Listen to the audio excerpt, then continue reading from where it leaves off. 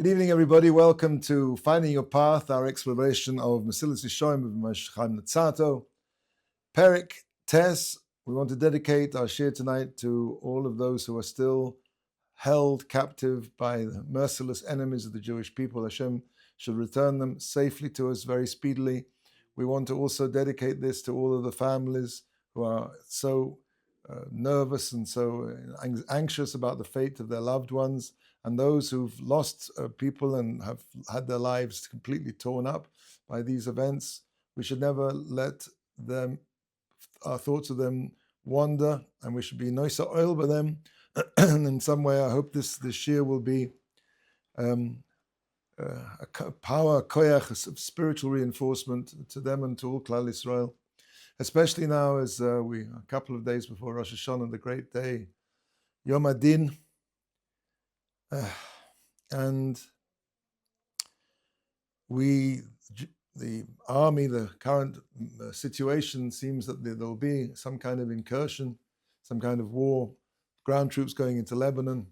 I don't want to divert myself too much from to current events, but there's been some spectacular successes in terms of eliminating the higher echelons of our enemies, and through spectacular achievements of technology and accurate bombing, etc., etc.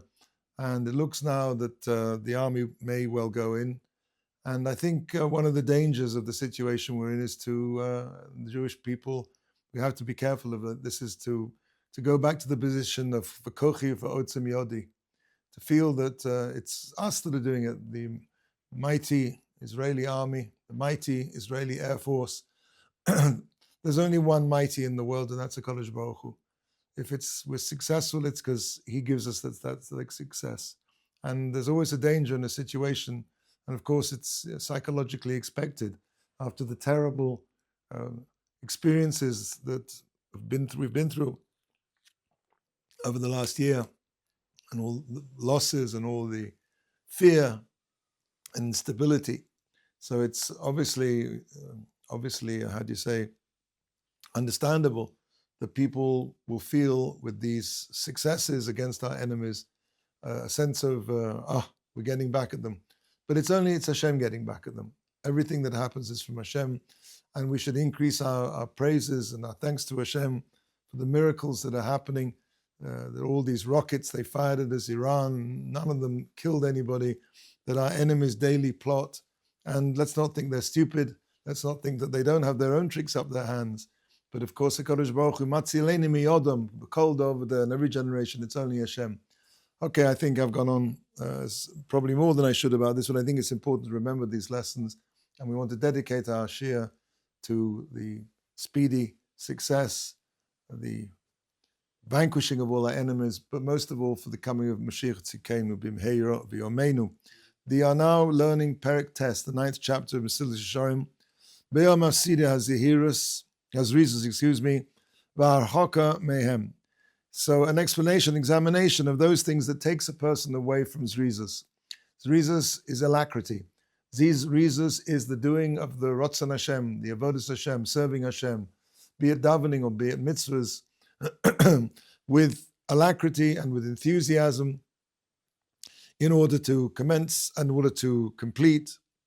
What are the things that take a person away from that?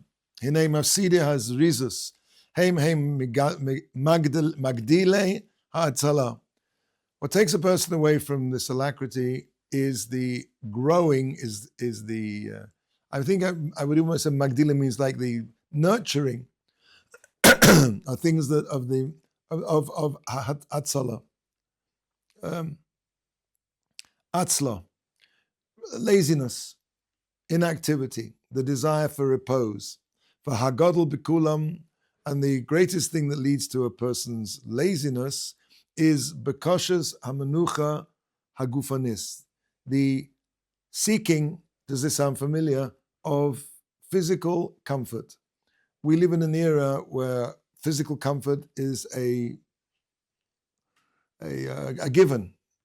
None of us, I think, could possibly exist in the kind of physical conditions that our grandfathers existed in, let alone our great-grandfathers. We're in a generation now where physical comfort is taken for granted, and repose and ease are things which are virtues in themselves. And I think anybody who's been involved in teaching will know that one of the major problems that students have nowadays is lack of self-confidence, low self-esteem. If I would suggest the number one problem amongst young people nowadays is a lack of self-esteem, a lack of self-confidence. Where does this come from? So I once heard a very interesting idea from Rav Noach Orlowik, Shlita. We live in an era, and it gets, I think, progressively more and worse, where it's not just that we want things to be easy, it's that ease and ease of use becomes a virtue in itself. We really we really feel that things should be easy. And if they're not easy, then they don't quite fit into our world picture. A person feels that, and you see this, I don't want to knock America, but America, I guess, is the standard, if you want to call it the gold standard of physical repose, and everything in the States is bigger and better and cheaper. And I remember as a kid growing up in England after the war, and quite soon after the war. And, we used to get these American comics, whatever it was, the Hulk, or I can't remember exactly what, Spider-Man, Superman, DC comics. And they were imported. And of course, in the back page, I'll never forget looking at all these amazing things that you could get. We didn't have any things like this in our toy shops in England. These amazing sort of rockets that you could put sort of rocket fuel in and fire up to a couple of 100 feet. I don't know, sort of drones, primitive kind of battery-controlled drones. And this was just beyond our wildest dreams. So America is a society which has fostered and proclaimed the necessity for things to be easy.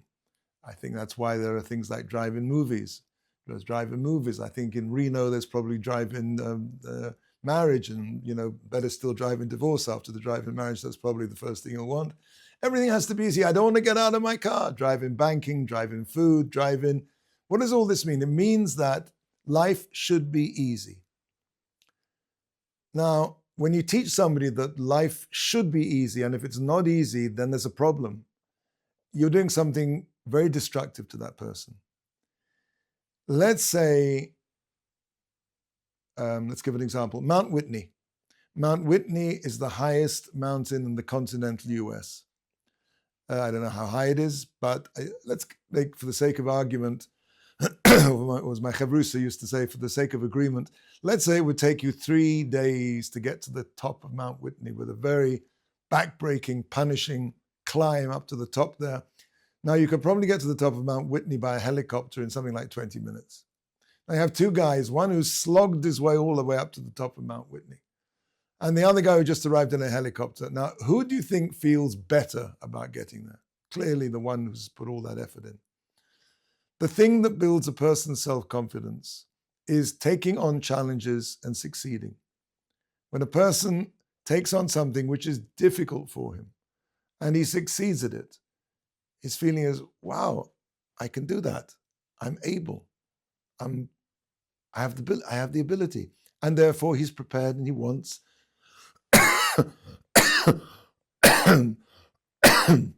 so sorry. He has the ability and desire to take on more challenges. Now, it's true, not every time a person succeeds in a challenge, but he really doesn't have to succeed in too many to understand that challenges can be, you can succeed at a challenge.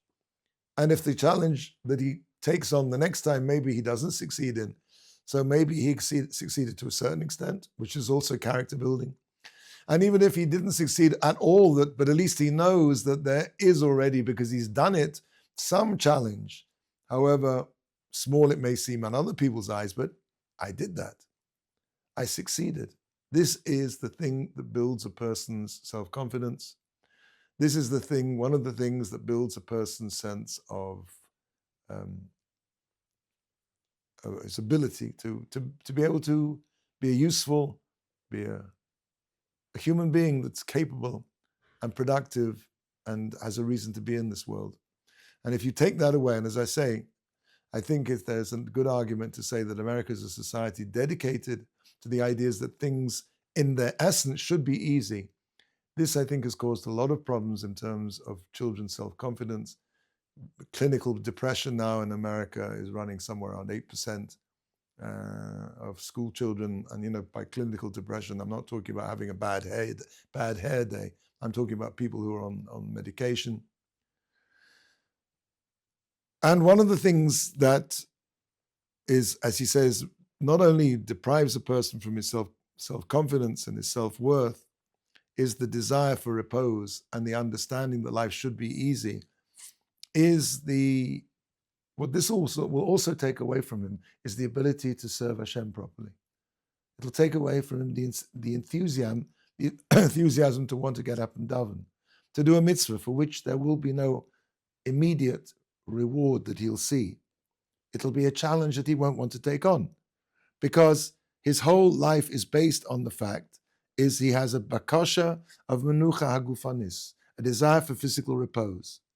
Vasinas hatorach, and the hatred of effort, va'avas ha'idunim, and the love of pleasure, betashlim kol hatanoim, tanehem. Now, it's not just that he likes pleasure, but it has to be the fulfillment of his pleasure down to the last pipsqueak, to the last din nakuda. It has to be not just the chocolate, but it has to be the Swiss chocolate, which has got the special coating on the outside.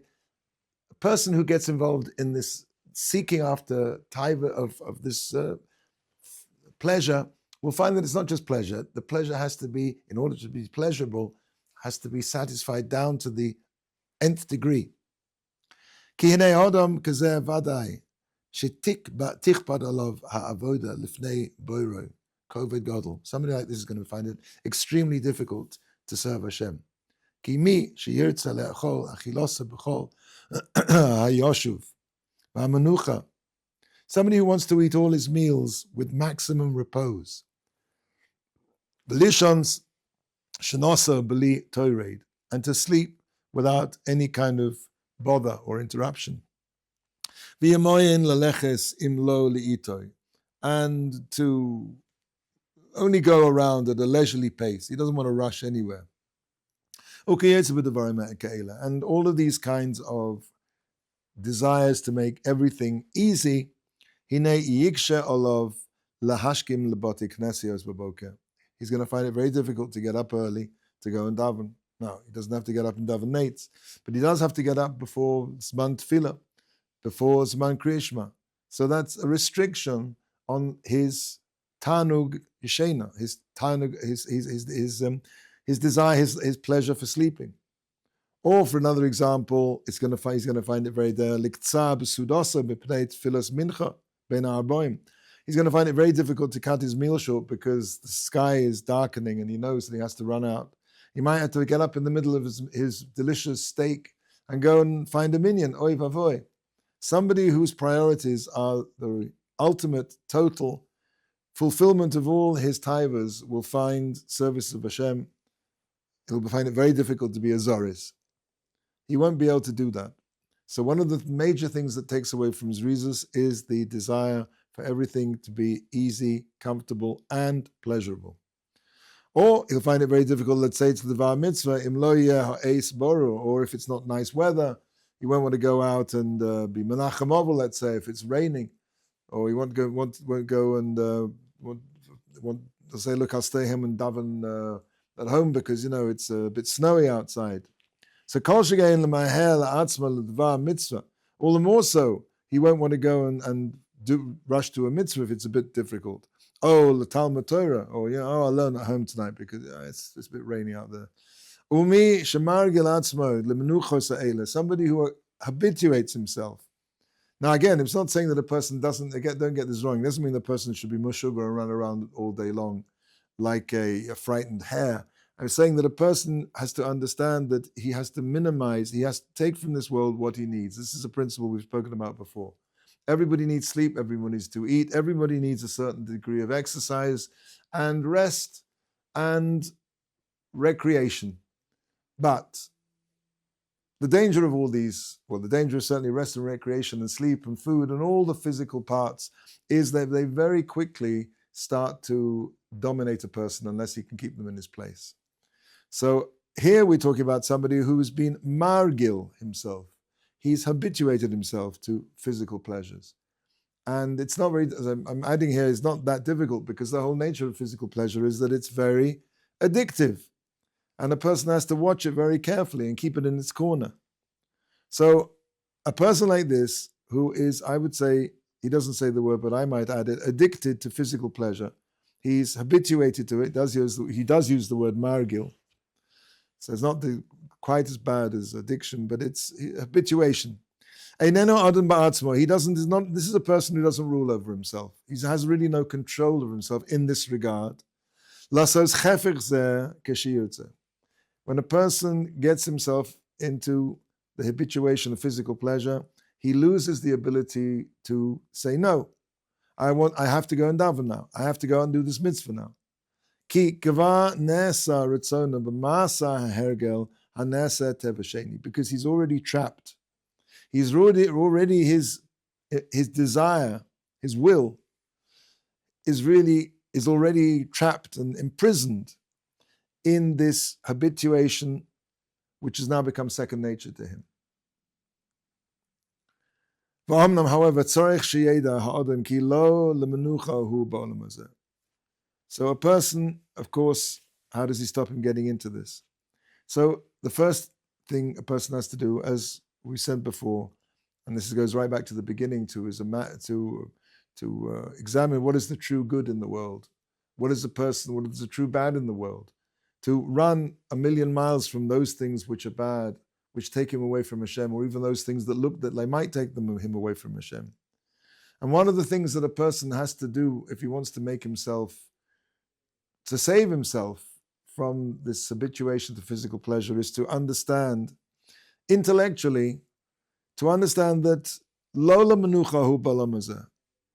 Sheyeda hadam, I'm sorry, v'omnam tzorich sheyeda hadam ki lo lemenucha hu b'olam hazeh. A person is not in this world to take it easy. This is not the world of rest. Ela la'amal v'torach.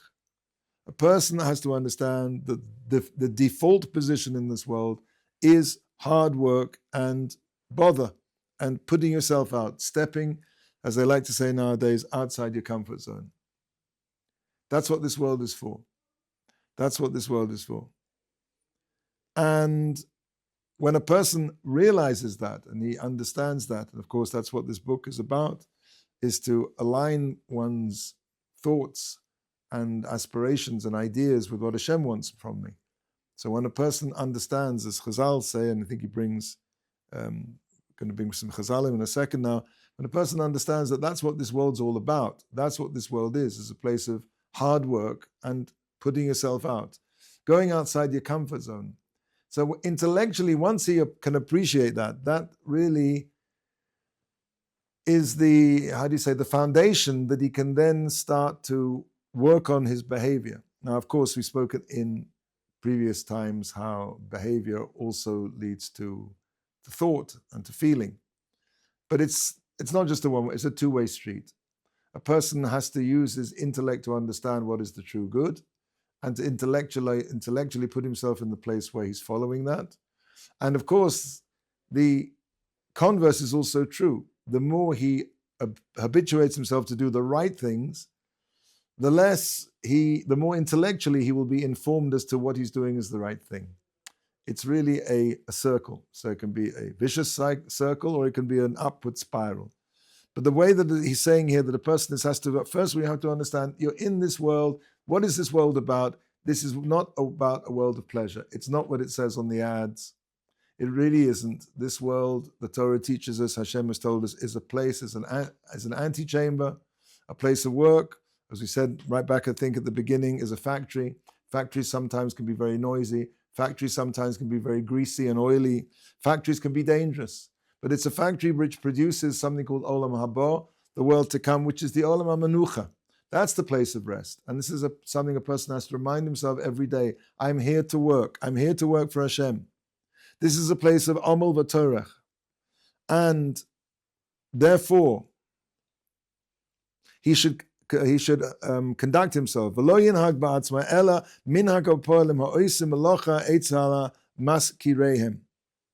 A person should be like, as fits in well with the factory, how do you say, analogy, that a person should think of himself as a worker who has a job to do.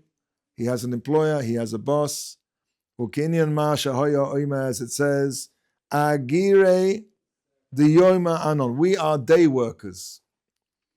Says the Gemara in Eruvin Samachay, we're day workers. We are, I don't know what the expression is, we're paid workers. We turn up at the beginning of the day, we clock into our daily work, we put our blue overalls on, except our blue overalls are a talis and tefillin, and we go to work. We're working for Hashem. And in the same way, like an army goes out to battle. When you're in the trenches, you grab whatever food you can. If it's not going to be completely cooked, I'm sorry, you're not going to send it back to the chef. You'll be lucky if it's cooked. Shanasam arai. And the sleep of a soldier is wherever it's fitful. It's wherever he can grab it. Very opposite for the situation we're in at the moment. A soldier is constantly standing ready for the battle. Valzeh Ne'amar, as it says in Eov, Ki Odom La'omol Yulad. The prophet, Eov says in Sefer Eov, a man is born to work hard. And in point of fact, you see this, the truth of this, that even though that we know laziness is endemic, but there also is a condition called workaholism. There are people who just cannot stop working. And the reason why is, as we know, before you take it on, hard work seems about the most horrible thing in the world. But when a person really starts to work hard at something, if he enjoys it, there's nothing more compulsive than working hard at something that you enjoy and you feel is valuable. But when a person understands that that's what the world's all about, Hashem created the world, this world, a world of hard work, that, you know something, it's not so terrible. Because that's what the world is for, and when I'm fulfilling the purpose of the world, this will give me a tremendous energy and positivism in my life. Instead of when a person lays in bed, he may see, some films and kill 2 hours or 5 hours in his head, but he gets up. I don't think anybody who's ever watched a movie has watched that movie, come out of the theater or come away from the screen and go, wow, I feel so invigorated. No, what does he come away? Oh, he's tired. All of these things tire a person out. When a person works hard, he comes away maybe exhausted, but he comes away invigorated. And when a person habituates himself to this way of behavior, he's going to find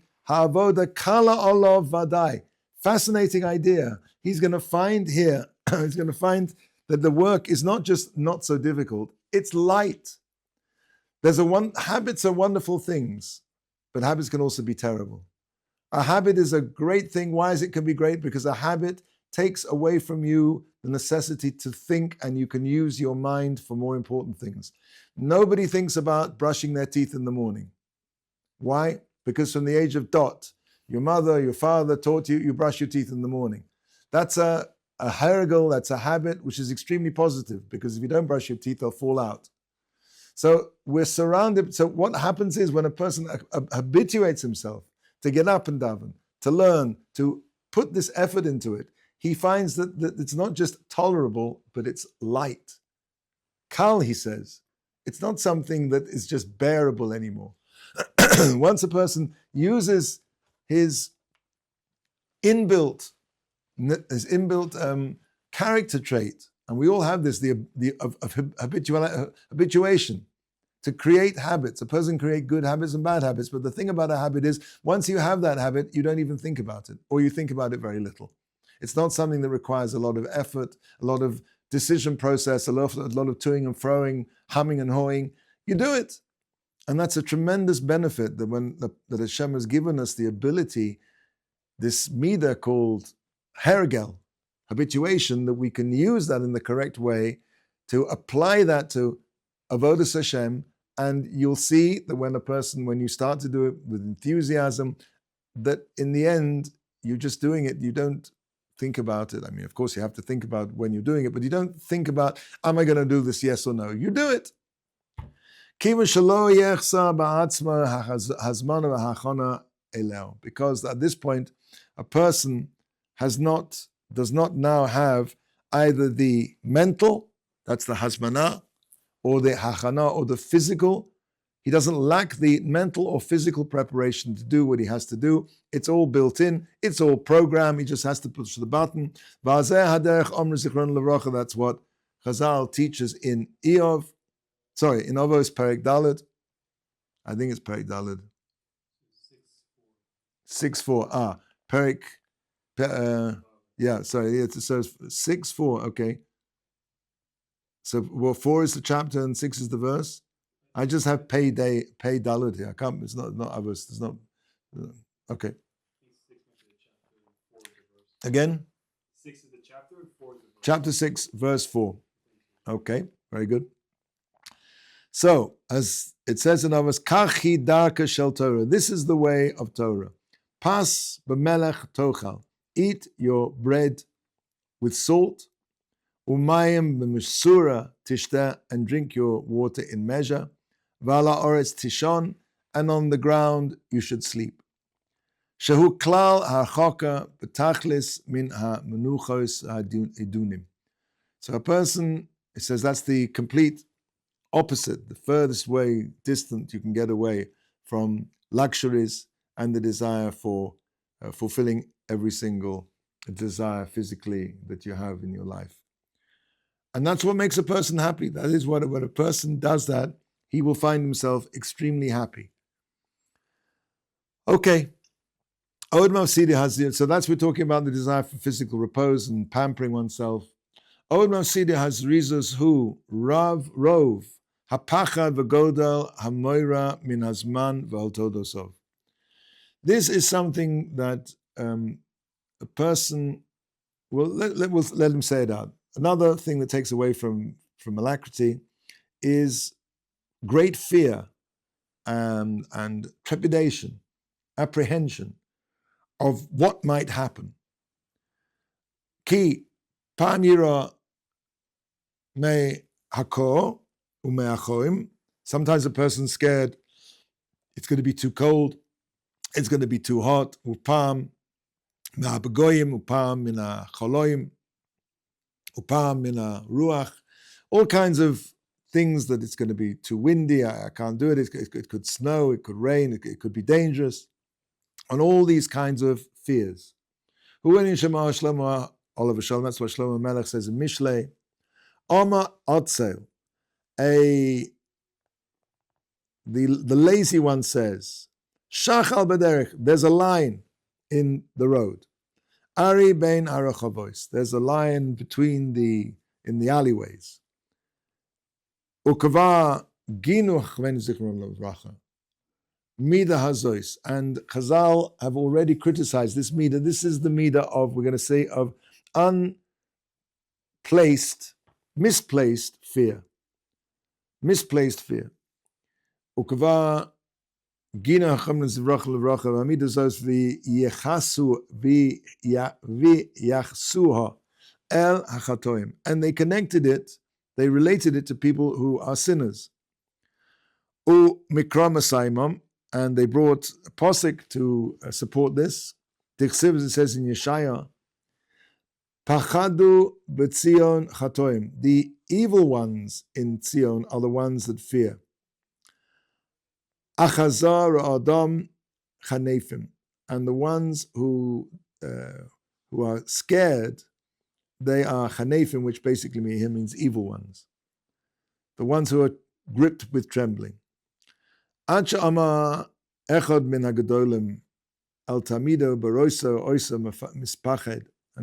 of the great ones saw one of his talmidim who was scared, and he said to him, Chatoat, you're a sinner.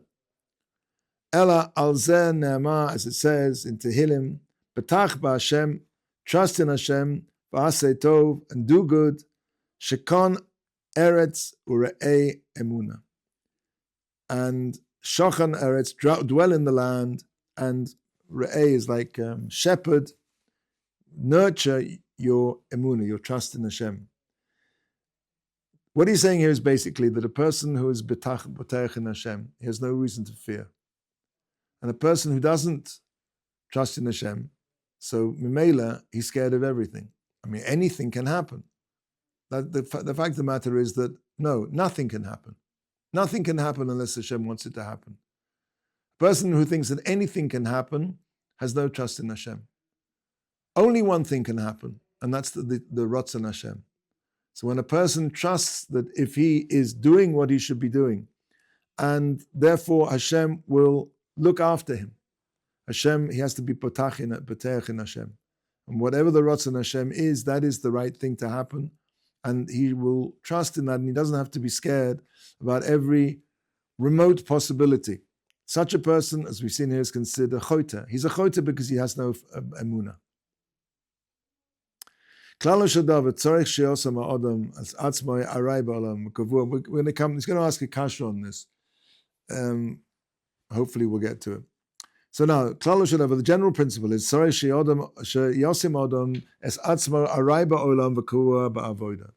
person has to place himself in such a situation that he's arai in the world, meaning arai really means non-permanent. In other words, he has to, let's say, focus his life, kavua ba'avoda.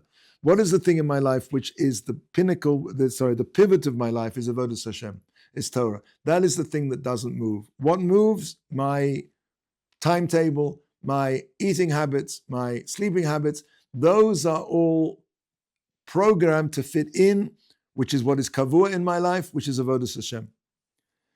So Yisratziv is topic b'chol inyan ha'olam b'ma she'yizdamin loy. So a person should desire and be satisfied in every way of the things of this world with whatever he happens to come across. And rikach min haba biyodo, should take what comes to his hand. Rachok min menucha, he should distance himself from repose. V'karov lemelocha, and bring himself close to melocha. That means avodas Hashem. And the omal, again, omal means the striving, the hard work, which is involved that a Ben Torah should needs in order to be successful in his learning Torah and his avodah. And his heart should be fixed and secure in his trust in Hashem. And he shouldn't worry about what's going on in the world, and what's going on in the newspapers, and things that may distantly affect him. One of the worst things a person can do is to look in the newspapers. The newspapers will never report anything that's good. I never saw a newspaper that said, Mr. Cohen got up this morning, he thanked his wife very much for breakfast and he went off to work. No, newspapers are interested in one thing and one thing only: sensationalism of all kinds, whether it be prurient and indecent, or scandals, or wars. The good news in a newspaper is the bad news. That's what they call good news, bad news. I mean, I think it was the New York Times once, maybe 100 years ago, started off with a banner underneath its headline, all the news that's fit to print. And somebody came along and cut out the last two words and just left it as all the news that fits. That's basically what newspapers are all about. So a person who reads the papers, he looks at the internet or whatever that he's doing, or is getting his WhatsApp with all these news reports, he's destroying it's a complete illusion. It's going to make him fear things which he shouldn't worry about. He should batach in Hashem, do what's right, and he doesn't need to think in any way. And it's all just bluff, as they say in modern Hebrew. It's all a facade. None of it is real. Okay. Says the Mesilas Yesharim, B'Shem HaTorah, maybe he'll say, Harei Matzinu, Sha'evadim B'chol Mokom, She'yishma Hodem Es Atzmo, Shmiras Mu'ula V'lo Yosim Atzmo, B'Sakona Afilu Hu Tzadik U'Bal Hamasim. We see that the Torah says, Achamim have told us that a person in every situation should guard himself, should make sure that he doesn't put himself into danger in any way. And even if he's a tzaddik and he's somebody who has many good deeds, he shouldn't place himself into a dangerous situation. Vomer says in Ksuvas and Daf Lamed, Hakol bidei shemayim chutzmi tzinim v'pachim, tzinim pachim. Everything is under the hand of Hashem except colds and chills, meaning that if you go out in the middle of the freezing snow and you don't have any shoes and socks on and you catch a cold, you can't say, well, I was trusting Hashem. A person needs to do a certain degree of looking after himself. Mikra Kozov says in Devarim Daled, Nishmatim ma'oid l'nafsho seichem. You should guard yourselves, meaning your health, very much. The word ma'oid in the Torah is very, very, very rarely used. Ma'oid, very much. The Torah never resorts to hyperbole. So when it says you should guard yourself very much, it means very much. Hare she'ein lahachlit b'tochon hazeh al kol ponim.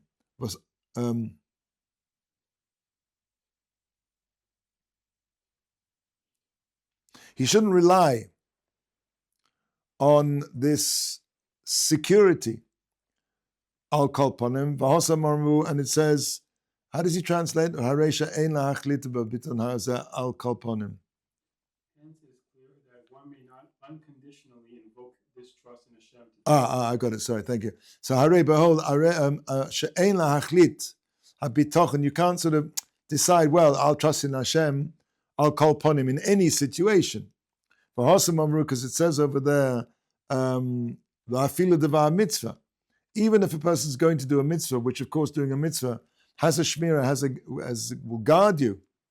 It says in Chazal, in Nezokin, shluchei mitzvah ein nezokin. Those people who are involved, the shluchim, who are agents of doing a mitzvah, they're not damaged.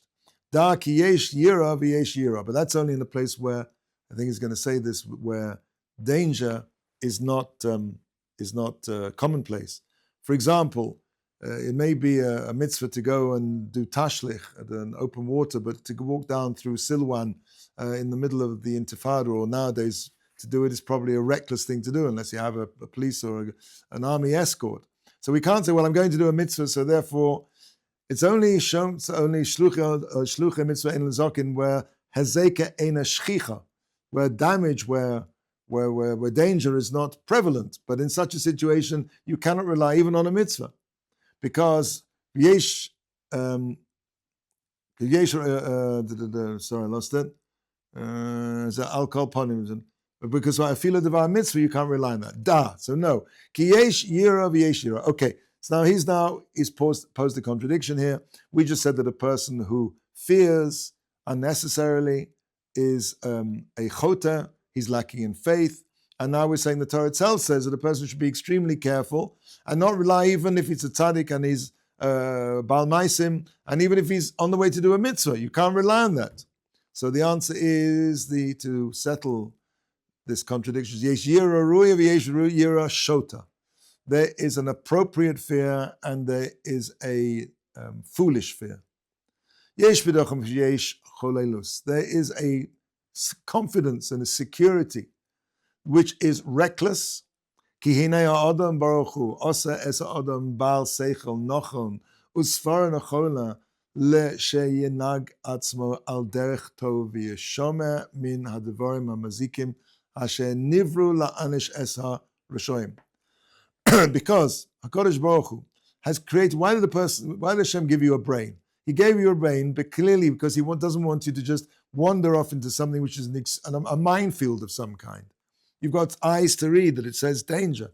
You've got a brain to think, I can't go in there, that's dangerous, it's full of terrorists.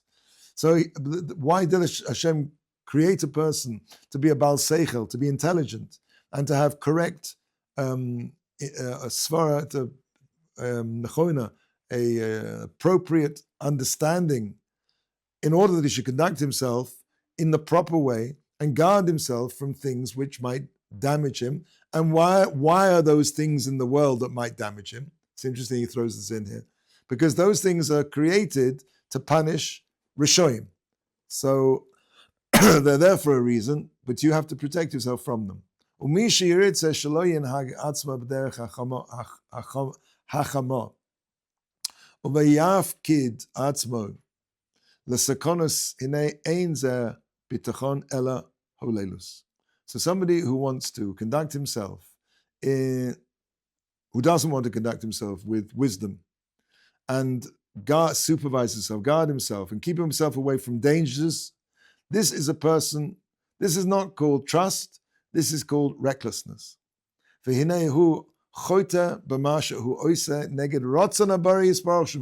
is the absolute opposite of bitachon. This is a person who is acting in absolutely 180 degrees, the opposite of what Hashem wants, which is to use your noodle. That Hashem wants a person to look after himself. And nimtza, shemilvad sakana ha-mutba'as bedava asher hu olu ola mipnei chisron shmiroso. So apart from the fact that he's going to get damaged by his lack of apart from the fact that he's going to get damaged by this thing which has been placed into nature, which is going to, if he does this, can he get damaged from it? So apart from that punishment, the damage itself to him, the mischayev, he's also going to be mechayev himself. He'll have to give account. He's going to be punished by Hashem. Bekum ase b'chet asher hu choteh, because he got up and he did something which was an aveira and a bittul of nishnatam nafsho seichem. V'ninsa hachet atzmo mevi la'onesh. So it comes out very appropriately that the sin itself leads to the punishment. The sin of not looking after himself appropriately will lead to the punishment of him getting hurt. V'ulam hashmira. I don't think we're going to be able to finish this week. Okay. V'ulam hashmira hazos v'zos hayira hamayusedes al hanhaga hachama v'haskel hi haruya. But now the other side of things, there's a fear which is appropriate based on. Sorry, I'm going to say.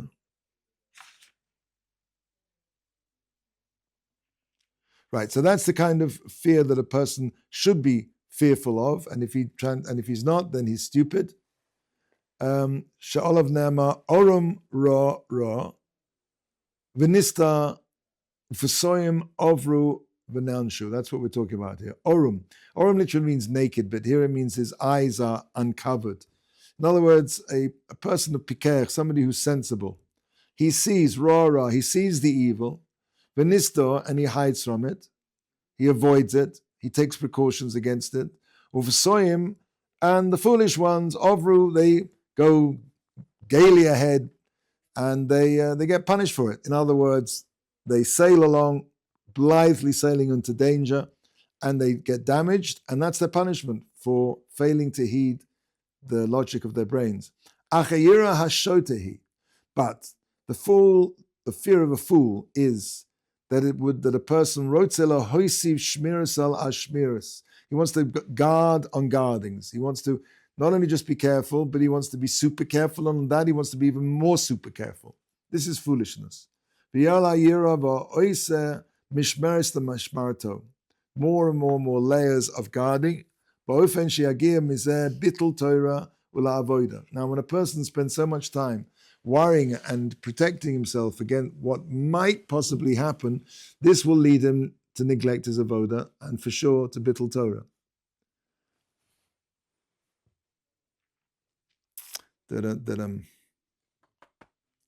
I think we'll leave it here because I don't want to rush towards the end. B'ezrat Hashem, we're going to finish off this section on Zrizas next week, just before Yom Kippur.